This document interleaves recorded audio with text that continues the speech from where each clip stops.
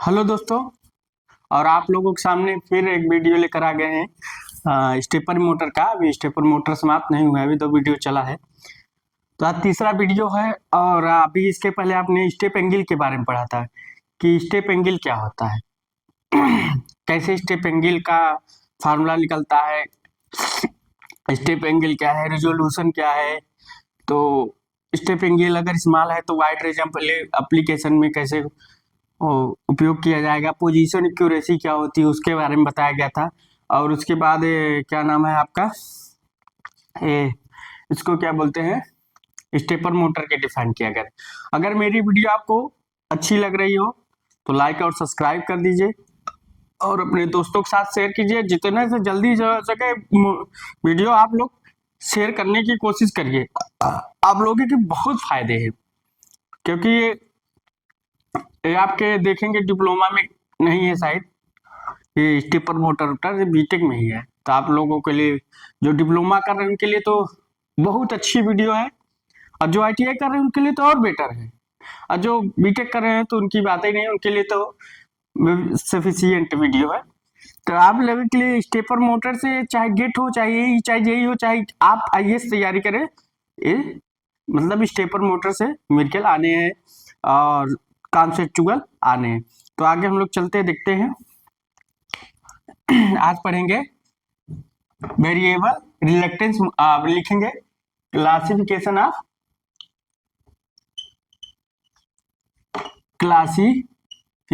Of stepper motor, classification of stepper motor. अब यहाँ 3 प्रकार से मोटर हो गए। दूसरा वेरिएबल रिलक्टेंस मोटर,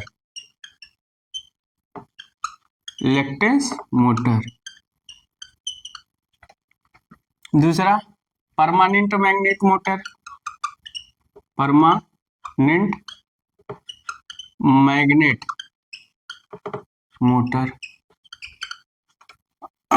तीसरा hybrid motor.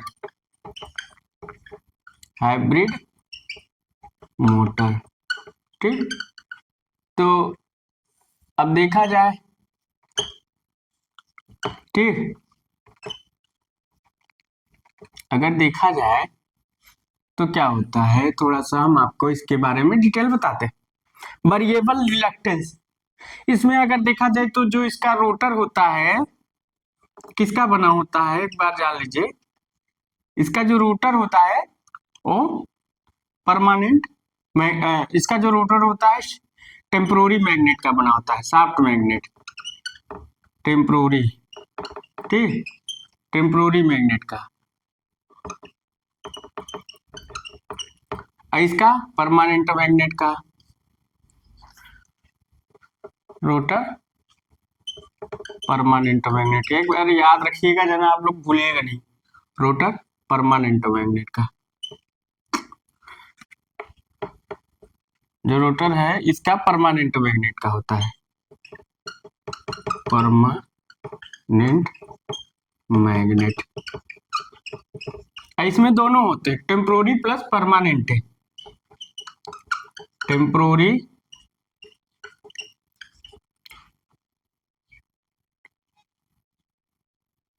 Plus permanent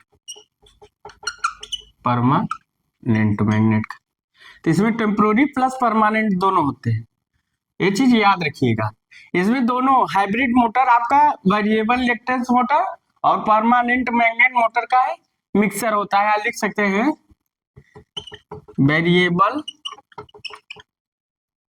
plus permanent, variable reluctance plus permanent, तीन दोनों का रूप होता है। तो अब बात किया जाए कि जो आपकी हाइब्रिड मोटर होती है, क्या होती है, हाइब्रिड मोटर जो होती है वो आपका दोनों प्रकार से बनी होती है। वेरिएबल रिएक्टेंस, परमानेंट मैग्नेट, दोनों मिलाकर बनी होती है। वेरिएबल रिएक्टेंस का जो रोटर होता है टेम्पोररी मैग्नेट का बना होता है। याद रखिएगा, परमानेंट मैग्नेट का जो रोटर होता है, परमानेंट मैग्नेट का जो मोटर होता है परमानेंट मैग्नेट का बना होता है। परमानेंट मैग्नेट का आपका जैसे हार्ड स्टील, कास्ट स्टील, इसमें क्या हो गया, शाफ्ट टायर, इस टेम्पोररी मैग्नेट को शाफ्ट आयरन का बना होता है। ठीक, अब इसके बारे में हम लोग डिटेल करके पढ़ेंगे एक एक करके। ठीक, इतना आप लोग उतार लीजिए, उतार चुके होंगे या उतार लीजिए।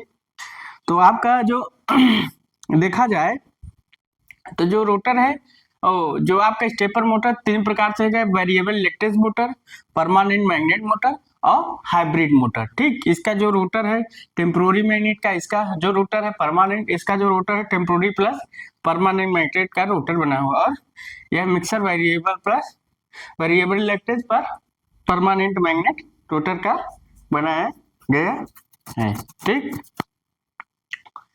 अब आगे चलते हैं।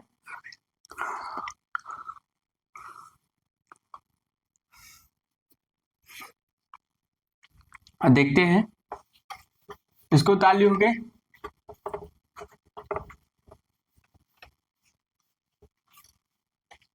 ठीक, अब आगे चलते हैं, हमें देखते हैं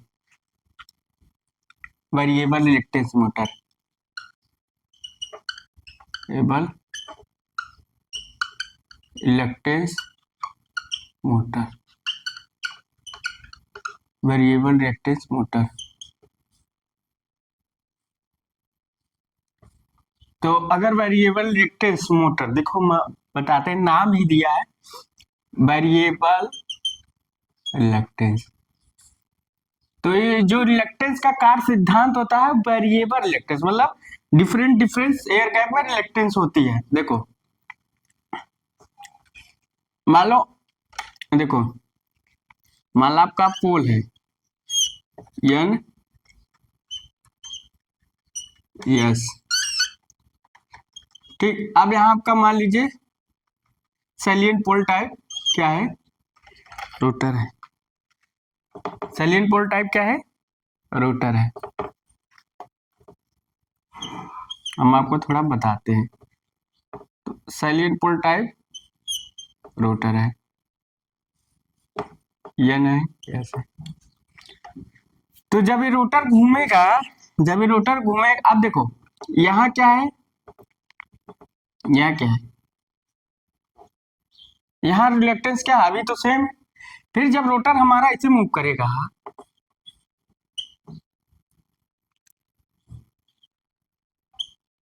ऐसे ऐसे मूव करेगा, सैलिएंट पोल टाइप। अब देखो यहाँ रिएक्टेंस कम हो गया ना, यहाँ एयर गैप ज्यादा है। तो जहां एयर गैप ज्यादा, देखो रिएक्टेंस का मतलब है जहां एयर गैप ज्यादा है। रिएक्टेंस का मतलब क्या होता है, फ्लक्स के मार्ग में रुकावट करना। रिएक्टेंस का मतलब होता है जो फ्लक्स जा रहा है, जैसे हमारे फ्लक्स जा रहा है, ये फ्लक्स जा रहा है, तो क्या है, इसको जो जाने में विरोध कर रहा है कि आप जाने को मैं रोकता हूँ, उसको रिएक्टेंस बोलते हैं। तो जितना रिएक्टेंस, जितना एयर गैप कम होगा उतना रिएक्टेंस कम होता है। आप लोग लिख सकते हैं, देखो air gap proportional to reactance. तो इसका मतलब क्या है, यहाँ एयर गैप ज्यादा है तो रिएक्टेंस इधर मोर है, यहाँ एयर गैप कम है तो रिएक्टेंस ज्यादा है। यहाँ लिख सकते हो मोर एयर गैप देन मोर रिएक्टेंस।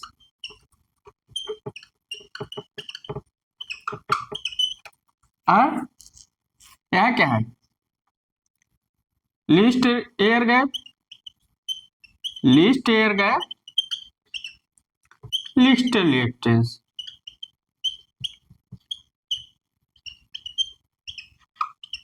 तो मतलब समझ गए होंगे, डिफरेंट मतलब आपका जो रोटर, जो एयर गैप, यहाँ जो वेरिएबल रिएक्टेंस मोटर का मतलब है जैसा एयर गैप रहेगा वैसा रिएक्टेंस रहेगा, मतलब difference air gap difference reactance. जो इसका कार्य सिद्धांत है, जो वर्किंग प्रिंसिपल है, वो वेरिएबल रिएक्टेंस या रिलक्टेंस, वेरिएबल रिलक्टेंस मोटर या रिएक्टेंस, आप इसको एक ही चीज, तो डिफरेंट एयर गैप है तो डिफरेंट एयर गैप है तो डिफरेंट वेरिएबल डिफरेंट रिएक्टेंस होगा। तो रिलक्टेंस रिएक्टेंस लगभग एक ही बात है। तो variable reactance variable air gap तो वेरिएबल रिलक्टेंस, तो जो इसका वर्किंग प्रिंसिपल है then difference air gap then difference reluctance. ठीक, तो इसका रिलक्टेंस क्या है, कांस्टेंट नहीं है। रिलक्टेंस क्या है, कांस्टेंट नहीं। इस स्टेपर मोटर का जो एयर गैप होता है कांस्टेंट, मतलब रिलक्टेंस कांस्टेंट नहीं होता। तो इसको हम लोग क्या कर सकते हैं, इसीलिए इसका नाम पड़ा है वेरिएबल रिलक्टेंस मोटर, क्योंकि इसका वेरी कर रहा है। देखो जैसे एक यहाँ था पहले रोटर हमारा, फिर उसके बाद हमने जब इसको हमने क्या किया, सप्लाई किया, इसे दे दिया, तो क्या हमारा जो इधर आ गया, तो यन इधर चला गया, यस इधर चला गया। तो हाँ एवीएस है तो यन इसको बना लो, मान लो यस है तो यन है और यस है, तो हमारा जो यन था इधर चला गया, यस इधर चला गया, तो हमारा क्या हुआ, अब यहाँ एयर गैप ज्यादा था पहले, अब यहाँ एयर गैप कम हो गया। तो एयर गैप कम हो गया तो क्या है, पहले यहाँ रिलेक्टेंस ज्यादा था, अब रिलेक्टेंस यहाँ कम हो गया। तो ये कम हो गया तो क्या एयर गैप कम हो गया तो रिएक्टेंस कम हो गया। यहाँ एयर गैप ज्यादा था, रिएक्टेंस कम हो गया। तो यहाँ रिएक्टेंस क्या है, कांस्टेंट नहीं है।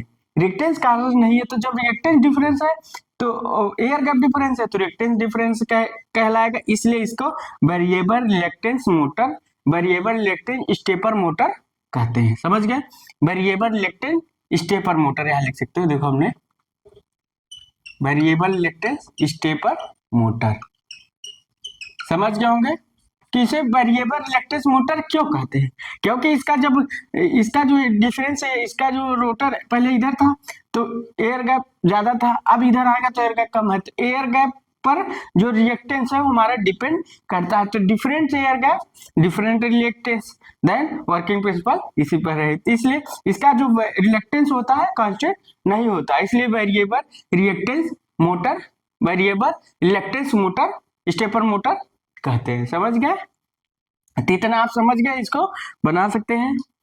ठीक, तो इतना आप लोग उतार लीजिए थोड़ा सा अगर समझने के लिए। तो difference air gap difference reactance तो देन तो रिएक्टेंस नॉट कांस्टेंट। ठीक, तो थोड़ा सा आप शॉर्टकट में लिख सकते हैं, उतारना उतार लीजिए, उतारना उतार। ये किसके लिए लागू है, ये आपके salient pole type salient pole rotor type machine के लिए। ठीक, सिलेंड्रिकल मशीन के लिए नहीं, salient pole type rotor machine. ठीक,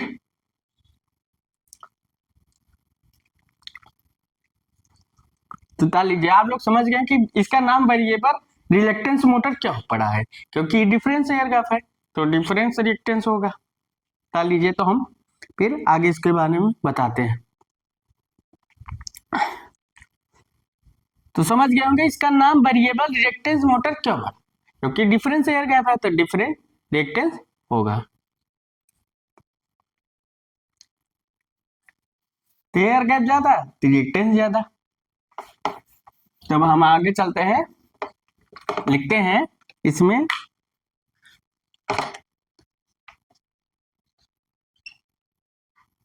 difference air gap, different air gap, air gap then different reactance, different reactance. Difference air gap तो different reactance, दूसरा reactance not constant, reactance not constant. तो reactance क्या है इसमें, नॉट कांस्टेंट है। तो इसमें दो पॉइंट हमको मिला, अगर जितना एयर गैप ज्यादा होगा और ए जो होगा तो लिखेंगे salient pole type, salient pole type machine, salient pole type machine variable reactance motor होता है। Salient pole type machine variable reactance motor, variable reluctance motor. समझ गए होंगे कि सैलियन पोल टाइप जो मशीन होता है वो वेरिएबल रिलक्टेंस होता है क्योंकि उसका एयर गैप डिफरेंट रहता है। तो समझ गए होंगे आप लोग वेरिएबल रिएक्टेंस मोटर के लिए। अब हम लोग अगर देखते हैं इसको उतार लीजिएगा। अब हम लोग देखते हैं थोड़ा सिलेंड्रिकल टाइप मशीन। तो सिलेंड्रिकल टाइप का जो मान लीजिए आपका है बेलनाकार होता है तो हम इसे बना देते रहे रोटर के शेप में। आप देखिए एन है ई यस है, थोड़ा सा आप समझिए एन है यस है। तभी मान लीजिए रोटर है आर फॉर रोटर। आप देखिए तो हमारा मोटर ऐसे घूमेगा एंटी क्लॉकवाइज डायरेक्शन घूमेगा मगर देखो एयर गैप सेम है। चाहे इसे चाहे घूमता रहे इसका एयर गैप क्या है सेम है। तो इसका एयर गैप सेम है तो मतलब रिएक्टेंस सेम है, मतलब रिएक्टेंस कांस्टेंट है। इसलिए सिलेंड्रिकल टाइप रोटर मशीन को हम लोग कांस्टेंट रिएक्टेंस मोटर बोलते हैं क्योंकि इसका एयर गैप सेम है। तो रिएक्टेंस सेम है तो मतलब रिएक्टेंस कांस्टेंट है। रिएक्टेंस कांस्टेंट है किसी भी पोजीशन पर तो इसलिए इसको सिलेंड्रिकल टाइप रोटर मशीन को हम लोग कांस्टेंट रिएक्टेंस कांस्टेंट रिएक्टेंस या रिएक्टेंस मोटर बोलते हैं। अब लिखा समझ गए तो लिख सकते हैं। तो हम लोग लिख सकते हैं नोट पॉइंट में cylindrical cylindrical cylindrical rotor type machine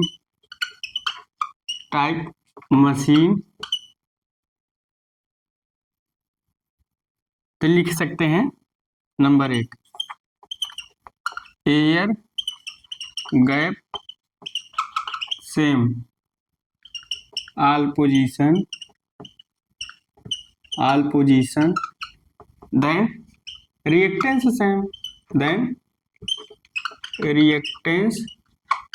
same तो जब रिएक्टेंस सेम रहेगा तो क्या होगा बी रिएक्टेंस कांस्टेंट। रिएक्टेंस क्या होगा कांस्टेंट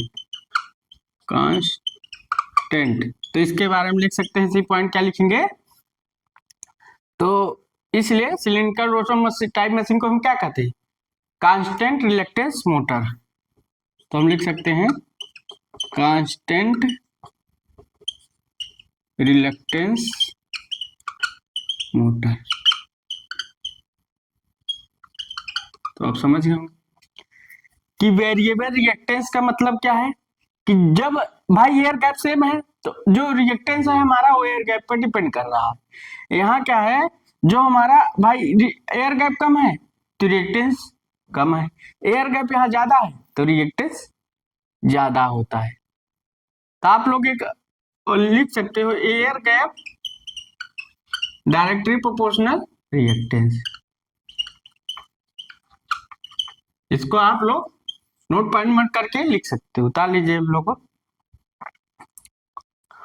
तो समझ गए होंगे कि इसका थोड़ा सा मीनिंग क्या है कि वेरिएबल रिएक्टेंस मोटर बोलते हैं क्यों बोलते हैं, क्या रीजन है, थोड़ा इसको लिख लीजिए।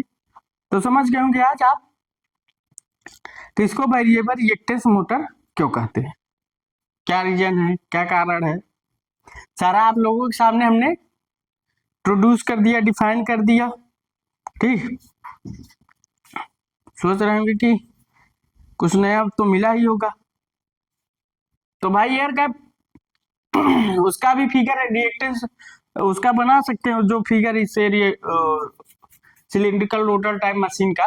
तो उसका एयर गैप कांस्टेंट था किसी भी आल पोजीशन में तो क्या है रिएक्टेंस कांस्टेंट, रिएक्टेंस सेम है। जब रिएक्टेंस सेम है तो रिएक्टेंस मतलब कांस्टेंट है तो इसलिए सिलिंड्रिकल रोटर मशीन को कांस्टेंट रिएक्टेंस मोटर बोलते हैं।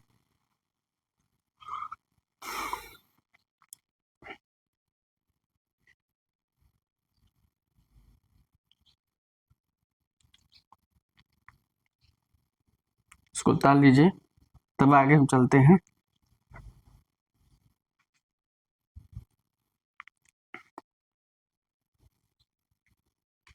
तो इसको आप लोग वीडियो पुश करके उतार सकते हैं।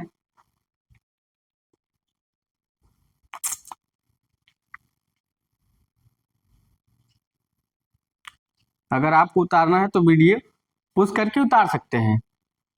तो एग्जामों में पूछ सकता है कि हमारा जो सिलिंड्रिकल रोटर मशीन होता है वो वेरिएबल रिएक्टेंस मोटर होता है, कांस्टेंट रिएक्टेंस मोटर होता है?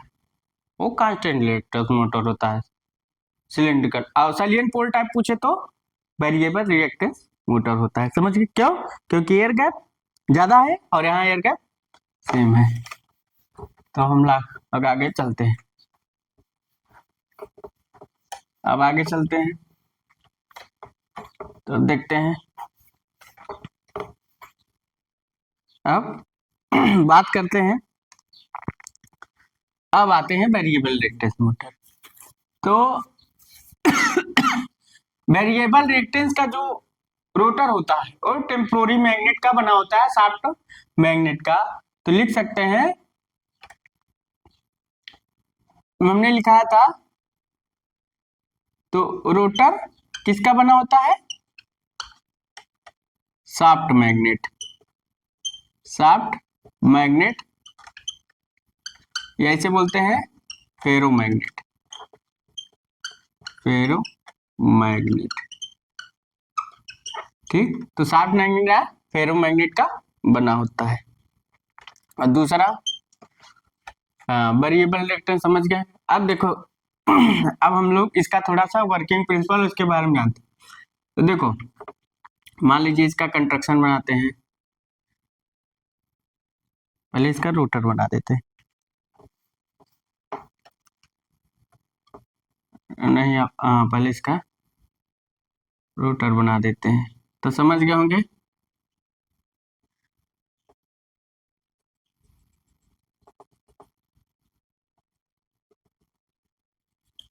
ठीक।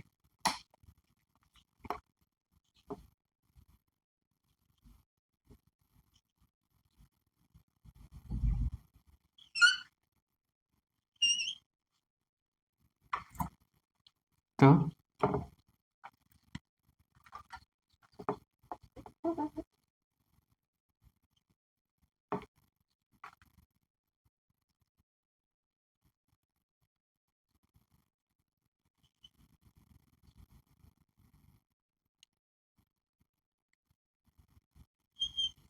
मान लीजिए हमने एक बी सी थोड़ा सा दूर दूर बनाएंगे तो से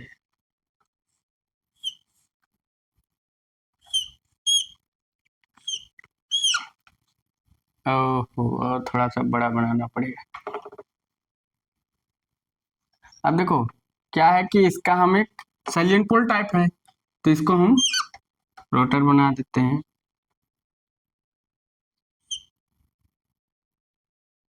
सीधा सीधा था, टेढ़ा टेढ़ा क्यों बन रहा है? सीधा सीधा बनाते हैं, ठीक है।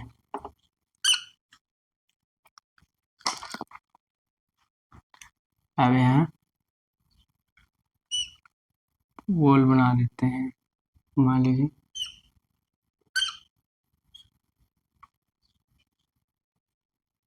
अब सही है, अब थोड़ा सा दिखने में लगेगा।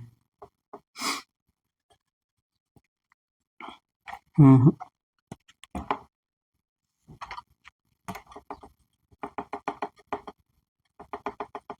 ठीक, चलो ठीक, कोई बात नहीं।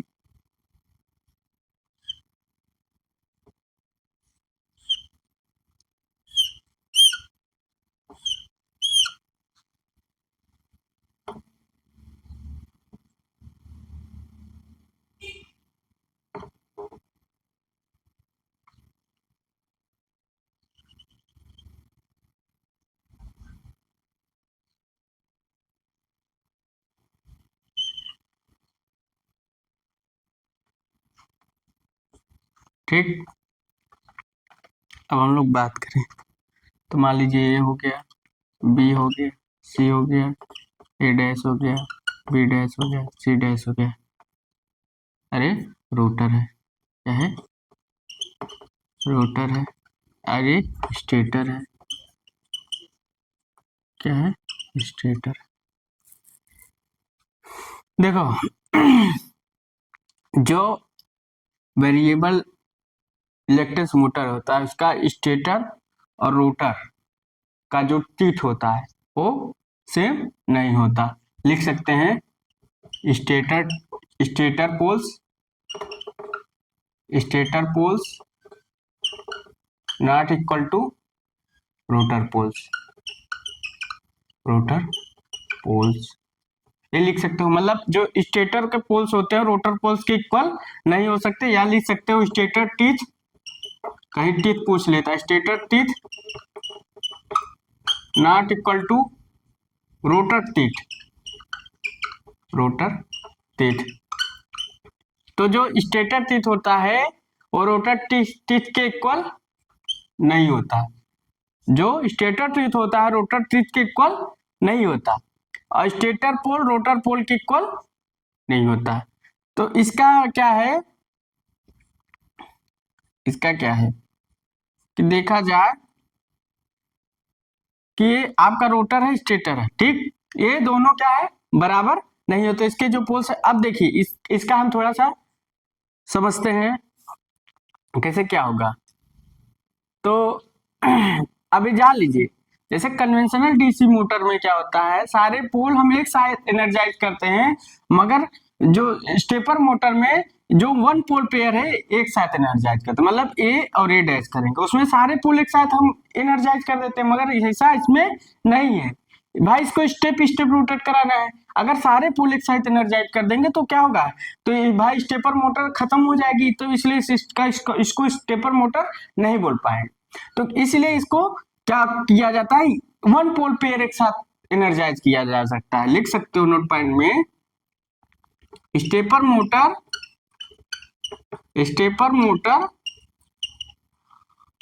वन पोल पेयर energized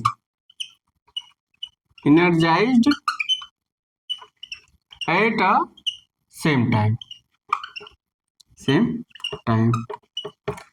तो मतलब स्टेपर मोटर का जो वन पोल पेयर है एक साथ एनर्जाइज करेंगे, सारा पोल एक साथ एनर्जाइज नहीं करेंगे। अगर सारा पोल एक साथ एनर्जाइज कर दिए तो क्या कहलाएगी, कांस्टेंट मोटर हो जाएगी, कन्वेंशनल डीसी मोटर हो जाएगी, तो स्टेपर मोटर नहीं कहलाएगी। इतना आप लोग उतार लीजिएगा।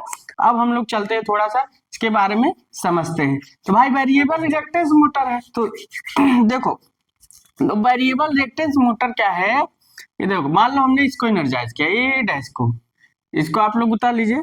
मान लीजिए हमने इसको एनर्जाइज, अब थोड़ा सा हम इसका सर्किट डायग्राम बनाते हैं, थोड़ा इसको हटाइए, हटा रखा, इसको उतार लीजिए।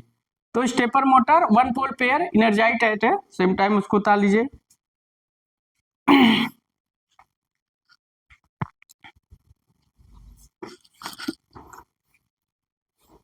तो उतार लीजिए आप लोग।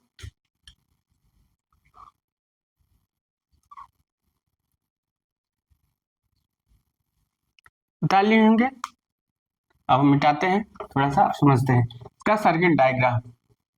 देखो क्या है, थोड़ा सा इसका सर्किट डायग्राम समझाते हैं।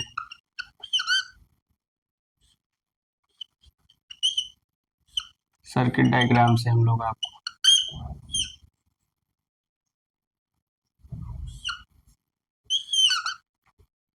Positive negative S1 S2 S3 A dash B dash C dash, ठीक। अब बात करें, देखो पहले अब देखिए मान लीजिए पहले हमने स्विच 1 को ऑन किया। जब स्विच 1 को ऑन किया तो हमारा जो पोल एनर्जी हुआ ए डैश, एक साथ हम ऑन नहीं करेंगे। पहले इस पोल पेयर को हमने इस स्विच को ऑन किया, पहले यह स्विच ऑन, देखिए S1 स्विच ऑन, तो हमारा क्या हुआ ए डैश, तो हमारा ये स्विच ऑन, तो ए डैश पोल एनर्जाइज, ए डैश पोल एनर्जाइज्ड।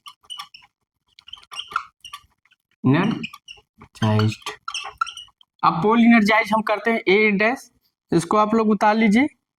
थोड़ा रोटर इसका कंस्ट्रक्शन उतार लीजिए, तो हम लोग आगे चलते हैं। थोड़ा उतार लीजिए रोटर कंस्ट्रक्शन, तो हम आगे चलते हैं। ये आपका रोटर है, ये आपका स्टेटर है। इसके स्टेटर पोल और रोटर पोल एक साथ बराबर नहीं होते, स्टेटर थी तो रोटर थी इक्वल नहीं होता। उतार लीजिए, तब हम आगे चलते हैं। इसका वर्किंग कंस्ट्रक्शन समझाते हैं आपको।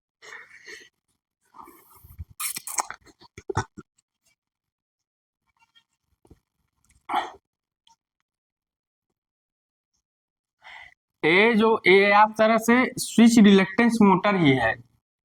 स्विचिंग रिलेक्टेंस मोटर आता है, तो ये आपका स्विच रिलेक्टेंस मोटर ही है। वेरिएबल रिलेक्टेंस मोटर कहो चाहे स्विच रिलेक्टेंस मोटर दें, सेम। अगर कहीं स्विच रिलेक्टेंस मोटर के बारे में लिखने आता तो आप इसके बारे में इसको डायग्राम बनाकर लिख सकते हो, कोई हर्ज नहीं है। आप लोग अच्छे से बनाकर, स्विच रिलेक्टेंस मोटर पूछता है कहीं की, तो आप लोग इसी को कंट्रैक्शन बना दोगे, कोई दिक्कत नहीं। स्विच रिलेक्टेंस मोटर तो है ही, वेरिएबल रिलेक्टेंस मोटर चाहे स्विचिंग रिलेक्टेंस मोटर। अब देखो इसका एयर गैप क्या है, डिफरेंस है ना, यहाँ एयर गैप ज्यादा है, यहाँ एयर गैप कम है, यहाँ एयर, तो इसलिए इसका नाम रिलेक्टेंस वेरिएबल रिलेक्टेंस मोटर पड़ा, क्योंकि वेरी कर रहा है, इसका एयर गैप वेरी है, तो डिफरेंस एयर गैप है तो वेरी कर रहा है, तो इसलिए इसका नाम वेरिएबल रिलेक्टेंस मोटर। क्योंकि यहाँ एयर गैप देखो कम है, यहाँ कम है, मगर यहाँ ज्यादा है, यहाँ देखो, ऐसे सब एयर गैप के अनुसार तो आप लोग बना लिए होंगे। तब हम लोग आगे चलते हैं। अब आगे चलते हैं। अब देखिए, मान लीजिए हमने पोल पहले ए डैश एनर्जाइज किया, तो मान लीजिए हमारा ये आपका रूटर है, आपको समझाना पड़ेगा एक तरफ से। छोटा सा हमने बना लिया, 1 2 3 4, अरे ए डैश, मान लीजिए हमने ये पोल पे रिचार्ज किया। अब ठीक, अब क्या है, ए है, ए डैश है। अब हमने मान लो इस पर वाइंडिंग लपेट दी, ठीक। थोड़ा इसको बड़ा बनाना पड़ेगा आपको समझाने के लिए। अब मान लो इसको तो मिटाएंगे,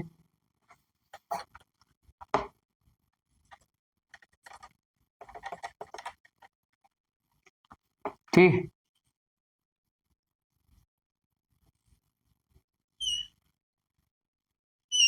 तो मान लो हमने ए और ए डैश एनर्जाइज किया, मान लो हमने इसको सप्लाई दे दी, यहाँ से भी एनर्जाइज किया, ठीक। अब क्या है, तो हमारा क्या है, जो फ्लक्स कैसे जाएगा, ऐसे जाए, ऐसे यहाँ से जाएगा, तो यहाँ से लीस्ट रिलेक्टेंस पाथ हमारा जो रोटर है वो प्राप्त करने की कोशिश करेगा। तो rotor move occupy position of अब ऐसे है, तो हमारा रोटर फिर जब ऐसे है, अब देखो अभी ऐसे है, अब इसको सीधा करना कोशिश करेगा, इसको सीधा करना कोशिश करेगा। पहले ऐसे है, अब देखो फिर हमारा जब, अब हमारा रोटर क्या होगा, ए आपका इधर ए और ए डैश के सीध में होने की कोशिश करेगा। मान लो फिर हमारा रोटर यहाँ से, मान लो फिर हमारा रोटर क्या करेगा, अब हमारा जो इधर हो जाएगा। अब देखो रोटर, अब ए डैश के केस में, अब देखो, अब मान लीजिए रोटर, अब हमारा ए डैश, अब रोटर हमारा सीधा हो जाएगा, ठीक। किसके में, तो ए डैश, अब देखो, अब हमारा जो रोटर ए कंडीशन था इधर टेढ़ा था, अब रोटर सीधा हो जाएगा, समझ गए। अब हमारा फ्लक्स, रोटर क्या है, फ्लक्स, फ्लक्स क्या कहता है कि हम लीस्ट रिलेक्टेंस पाथ से जाएंगे मोर। अब देखें यहाँ इसे रिलेक्टेंस पाथ ज्यादा मिल रहा है, मगर यहाँ रिलेक्टेंस पाथ कम मिल रहा है, तो rotor move occupy position of least reluctance path. Rotor जब भी चाहता है तो लीस्ट रिलेक्टेंस पाथ प्राप्त करना चाहता है, तो लिख सकते हैं rotor moves occupy position of reluctance path, position of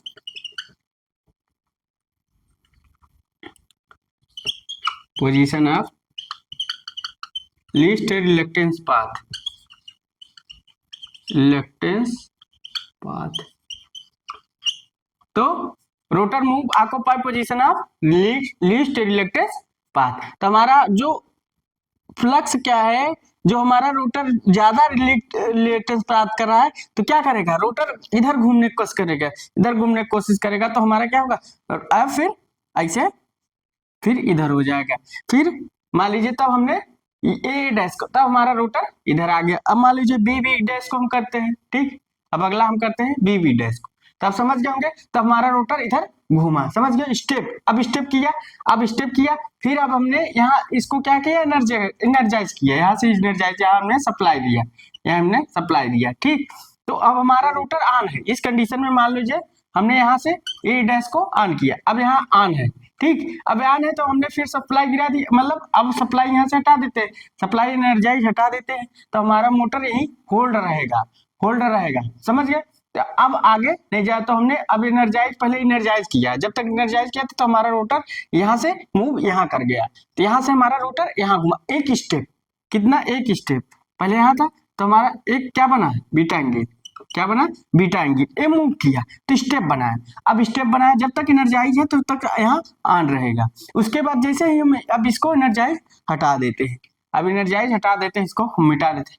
अब एनर्जाइज हमने इसको हटा दिया, समझ गए, अब यहाँ तक मूव किए, अब हमने यहाँ से हटा दिया, हमने यहाँ से हटा दिया। अब मान लो तो हमारा रोटर अब यही स्टैंड स्टिल रहेगा, तो अब हमारा रोटर यही। अब मान लो हम क्या करते हैं, स्विच S2 को ऑन कर, अब यहाँ से मान लीजिए पहले इधर देखिए, यहाँ से हमने ऑन किया, अब यहाँ ऑफ हो गया। अब कब तक ऑफ रहेगा, जब तक हम स्विच S2 को ऑन नहीं करेंगे, तब तक हमारा रोटर उस स्टैंड स्टिल कंडीशन में पड़ा रहेगा। तो अब हमने क्या किया, यहाँ से देखो, अब यहाँ तक ऑफ है, अब यहाँ फिर ऑन होगा, ये ऑन कब होगा, यहाँ स्विच S1 है, तो यहाँ जब हम स्विच S2 को ऑन करेंगे तब हमारा रोटर देखो क्या होता है। तो मान लीजिए हमारा रोटर ऐसे था, देखिए रोटर ऐसे था, ठीक। अब हमारा रोटर ऐसे रहेगा, ठीक। तो हमारा, अब देखो, तो हमने क्या किया, मान लीजिए हमारा बी यहाँ था और बी डैश यहाँ है, बी डैश यहाँ था। अब देखिए तो क्या किया हमने, मान लीजिए बी और बी डैश को एनर्जाइज किया, एनर्जाइज कर रहे हैं, सप्लाई दी मतलब एक तरफ से, ठीक। तो यहाँ क्या हुआ, एनर्जाइज किया, तो यहाँ क्या हुआ, पॉजिटिव नेगेटिव सप्लाई दी, तो यहाँ पॉजिटिव नेगेटिव। तो अब यहाँ से क्या किया, अब एनर्जाइज किया, यहाँ स्विच S2 को ऑन कर दिया। जब स्विच S2 ऑन कर सकते हैं तो यहाँ इसको लिख लिए होंगे आप। अब इस कंडीशन में स्विच कौन सा ऑन रहेगा, S2 ऑन, और BB dash rotor pole energise. अब क्या हुआ, जब एनर्जाइज किया, अब हमारा देखो रोटर क्या हुआ, अब हमारा देखो रोटर अब क्या है, फ्लक्स इधर था पहले, अब रोटर इधर मूव करने की कोशिश करेगा, इधर, क्योंकि अब हमारा रोटर क्या करेगा, लीस्ट रिलक्टेंस पाथ प्राप्त करने की कोशिश करेगा। तो फिर हमारा क्या हो जाएगा, फिर नया कंडीशन रोटर का क्या हो जाएगा, रोटर का नया कंडीशन क्या हो जाएगा, ये हो जाएगा, इधर थोड़ा देखिए, मान लीजिए हमारा इधर, तो बी इसको हमने एनर्जाइज किया, तो हमारा इसके सीध में हमारा जो रोटर है आ जाएगा, यहाँ भी बी डैश, यहाँ भी सप्लाई दिए, तो अब इसी केस में हमारा रोटर आ जाएगा। तो अब हमारा रोटर ऐसे घूमेगा। तो अब एनर्जाइज किया तो हमारा रोटर यहाँ तक देखो, अब लिफ्ट रिलेस्टेंस पाथ पहले इसे प्रोड्यूस कर रहा था, अब सीध में आ गया, तो हमारा जो रोटर है, जो फ्लक्स है, वो लिस्ट रिएक्टेंस पाथ प्रदान कर रहा है, तो हमारा रोटर फिर इधर घुमा, ऐसे फिर सी को एनर्जाइज करेंगे, फिर यही प्रोसेस चलता है। अब यहाँ एंगल, पहले हमारा रोटर यहाँ था, तो कौन सा एंगल बना, बीटा, तो अब बीटा एंगल, अब ऐसे स्टेप करके अब यहाँ से फिर हमने क्या किया, ऑफ कर दिया, फिर हमने स्विच एस को किया, फिर ऑन कर दिया। तो यहाँ क्या हुआ, इसका मतलब हमारा रोटर एंटी क्लॉकवाइज डायरेक्शन में घूम रहा है। तो अब यहाँ अगर हम ऑफ कर देंगे तो यहाँ मोटर हमारा यही स्टैंड स्टिल रहेगा, कहीं जाएगा नहीं जब तक हम दूसरे पोल को एनर्जाइज नहीं कर सकते। अगर हमने यहाँ सप्लाई अब ऑफ कर दिया, नहीं सप्लाई दिया, यहाँ भी नहीं दिया, तो क्या किया, एनर्जाइज हटा दिया, तो उसके बाद क्या किया, हमारा जो रोटर रहेगा इसी कंडीशन में रहेगा। मतलब जब तक तीसरे पोल को हम एनर्जाइज नहीं करेंगे हमारा होल्ड कंडीशन में हमारा रोटर रहेगा। तो इसे हमारा रोटर स्टेप बाय स्टेप करके रोटेट करता रहेगा। तो स्टेप बाय स्टेप करके रोटेट करता रहता है। जैसे घड़ी के सुइयों मशीनों में देखो तो रोटर हमारा क्या करता है, स्टेप बाय सेकंड की सुई स्टेप बाय करके रोटेट होता है, स्टेपर मोटर का प्रयोग होता है। तो यहाँ क्या किया, जब हम इसको सप्लाई दिए तो हमारा फ्लश क्या कहेगा, लीस्ट रिलेक्टेंस, इसलिए रोटर इधर मूव कर जाएगा। तो हमारा देखो फ्लश को लीस्ट रिलेक्टेंस पाथ पर तो हमारा रोटर मूव कर जाएगा। अब इसको अगर पोल से एनर्जाइज या सप्लाई हटा दे तो हमारा रोटर यही स्टैंड स्टिल रहेगा, आगे नहीं घूमेगा। समझ गए। तो ऐसे हमारा रोटर स्टेप बाय स्टेप करके क्या करेगा, एंटी क्लॉकवाइज डायरेक्शन में घूमेगा, घड़ी की दिशा में घूमेगा। तो हमारा मोटर ऐसे वर्क करेगा step by step by step by. इसको उतारना चाहे तो उतार लीजिए। तो उसके बाद हम टेबल डायग्राम बना देते हैं। हो गया आपका, आप समझ गए होंगे कि हमारा जो स्टेपर मोटर है कैसे स्टेप कर रहा है। समझ गए। ऐसे अब यहाँ S3 यहाँ अब यहाँ S3 को हम एनर्जाइज करेंगे तो हमारा अब यहाँ रहेगा। कब तक ऑन रहेगा, जब तक हम एनर्जाइज हटा दिए तो ऑफ रहेगा, उसी कंडीशन पड़ा रहेगा। तो हमारा मोटर फिर स्टेप बाय करके रोटेट करता रहेगा। तो आपका वर्किंग प्रिंसिपल यही समझ गए होंगे। ठीक, इसको उतार लीजिए, आप लोग इसको थोड़ा उतार लीजिए, तो हम इसका वो बना देते हैं टेबल डायग्राम। तो आप समझ गए होंगे कि वेरिएबल रिलेक्टेंस मोटर वर्क कैसे कर रहा है।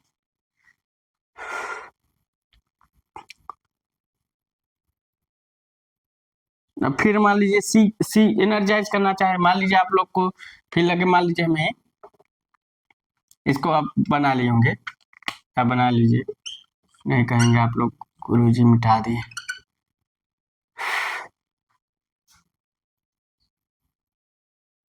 इधर तो बना ही लिए होंगे। अब हम लोग फिर से थोड़ा सा एनर्जाइज करते हैं, इसको मिटा देते हैं। अब हमारा रोटर क्या था, मान लीजिए हमने स्विच S3 को ऑन किया और तब हमारा पोल क्या हुआ, C और C डैश। ठीक है, पोल एनर्जाइज। तो हमारा रोटर क्या था, पहले यहीं पर था, ऐसे था। ठीक, रोटर ऐसे था, एक रोटर ऐसे था। ठीक, अब हमने क्या किया, हमारा मान लीजिए C यहाँ है, C पोल यहाँ था ना, C और एक C यहाँ था, C डैश। ठीक, C डैश।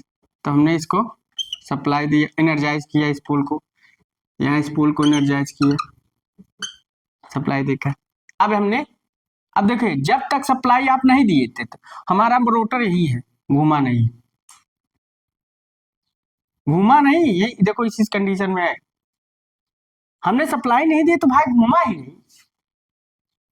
तो वर्किंग। अब जब जैसे एनर्जाइज किया तो देखो फ्लक्स हमारा कैसे जा रहा है, ऐसे जा रहा है, तो ज्यादा रिलेक्टेंस पाथ। अब मान लीजिए जब हमने एनर्जाइज कर दिया तब हमारा रोटर क्या करेगा, मूव करेगा भाई, लिस्ट रिलेक्टेंस पाथ फ्लक्स प्रदान करना का है। तो हमारा C इधर है, C और C इधर है, C डैश। तो एनर्जाइज किए हैं, देखिएगा आप लोग, देखिए कैसे कर रहा है वर्किंग। अब हमारा रोटर इधर मूव करेगा, तो यहाँ देखो फ्लक्स हमारा लिस्ट रिलेक्टेंस पाथ प्रदान किया ज्यादा बराबर है, तो फ्लक्स हमारा लिस्ट रिलेक्टेंस पाथ प्रदान कर रहा है। तो हमारा रोटर इधर ए वाला इधर हो जाएगा। समझ गए। तो हमारा देखो यहाँ से, अब पहले यहाँ था तो कितना एंगल स्टेप किया, बीटा, फिर बीटा, मतलब स्टेप बाय स्टेप करके एनर्जाइज कर रहा है। ऐसे हमारा मोटर घूम रहा है क्लॉकवाइज डायरेक्शन में। तो समझ गए होंगे, इसको भी बना लीजिए, सेम वैसे है, सेम वैसे। तो हमारा रोटर इसे मूव करेगा स्टेप बाय बीटा एंगल सब ऐसे बनाता चला जाएगा।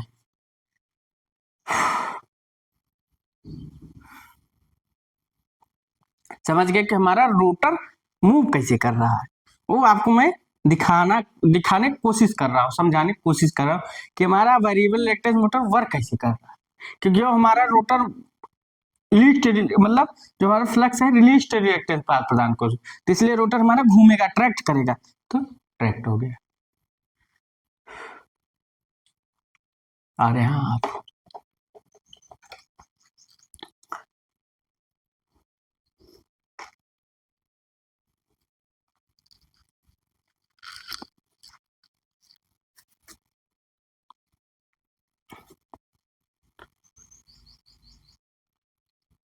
तो इसको थोड़ा मिटाते हैं, अब आगे देखते हैं, हम चलते हैं।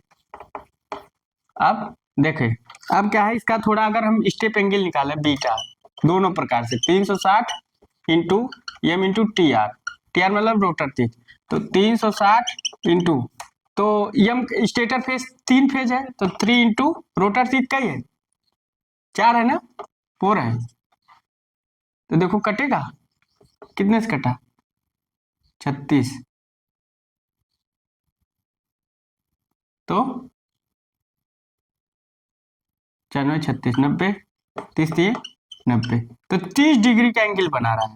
कितने 30 डिग्री का हमारा स्टेपर मोटर 30 डिग्री का एंगल बना रहा है। ठीक, अब हम अगर फिर दूसरे फार्मूले से निकाले T S minus T R upon T S into T are into 360, तो क्या हो सकता है, कई पोल है स्टेटर के कई तीथ हैं या पोल है, तो 4 स्टेटर के हैं आपके 6 पोल और रोटर के 4, और 4 इंटू 6 इंटू 360 स्टेप ही निकालते हैं, देखते हैं कितना बनता है, तो कितना 2 अपॉन 4 इंटू 6 इंटू 360, 36 60 बना, 60 15 चौका 60 और 15 दूना 30, यहाँ भी 30 डिग्री बन रहा है, मतलब इस दोनों फार्मूले से हमारा 30 बन रहा है। तो कितना एंगल बना रहा है 30, समझ गए क्या बना रहा है 30। हमें इसका टेबल बनाते हैं, टेबल बनाते हैं। अब ए बी सी 3 स्विच है, S A C B S C और बीटा स्टेप एंगल बना लेंगे। तो मान लीजिए हमने पहले ए को एनर्जाइज किया, पोल ए को एनर्जाइज किया, अब बी सी 0 था, तो पहले हमारा जब एनर्जाइज किया तो वही था, ठीक, तो यहाँ हम 0 डिग्री लिखे, फिर उसके बाद हमने डी को एनर्जाइज किया, सी और सी ये ऑफ था, तो सी बी को एनर्जाइज किया, तो हमारा जो एंगल बना बीटा या 30 डिग्री लिख सकती हूँ। ठीक, फिर हमने सी को एनर्जाइज किया, ये टेबल बनाने का तरीका है, सी को एनर्जाइज किया, ए बी ऑफ था, तो हमारा एंगल बना 60, फिर हमने क्या किया ए को एनर्जाइज किया पुनः, और क्या था ए बी ऑफ था, तो हमारा 90 डिग्री एंगल बना। ठीक, या इसको ऐसे भी लिख सकते हो, beta dash of 0 beta 2 beta and 3 beta, no issue. लिखने का तरीका आप कैसे लिखते हो। ठीक, ये टेबल डायग्राम बन गया, क्या बन गया टेबल डायग्राम बन गया। तो आपका है टेबल डायग्राम, चाहे ए वाला बीटा लिखो चाहे वाला बीटा लिखो, को ताल लीजिए आप लोग।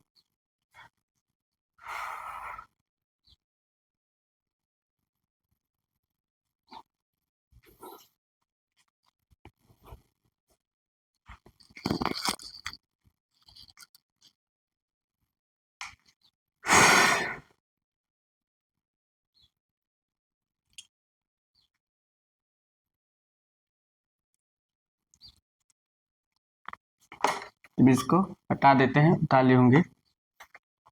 तो अब इसका हम थोड़ा एडवांटेज जानते हैं,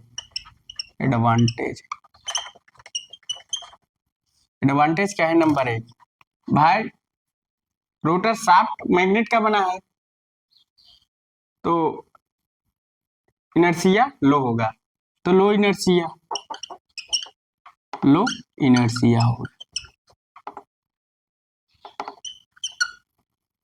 इनर्शिया होगा।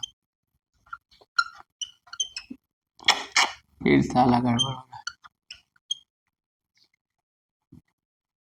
साला क्या इनर्शिया, तो क्या होगा, लो इनर्शिया होगा भाई। रोटर शाफ्ट मैग्नेट का है, मगर दूसरा स्टेप एंगल मोर होगा, हाई स्टेपिंग रेट ज्यादा बढ़ेगा, मतलब स्टेप एंगल लो बनेगा तो हाई स्टेपिंग लिखेंगे, लो स्टेपिंग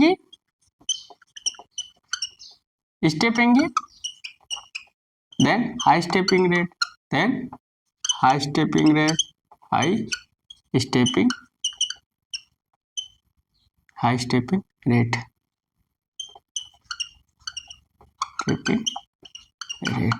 और तीसरा रिजोल्यूशन इंक्रीज होगा, इंक्रीज रिजोल्यूशन।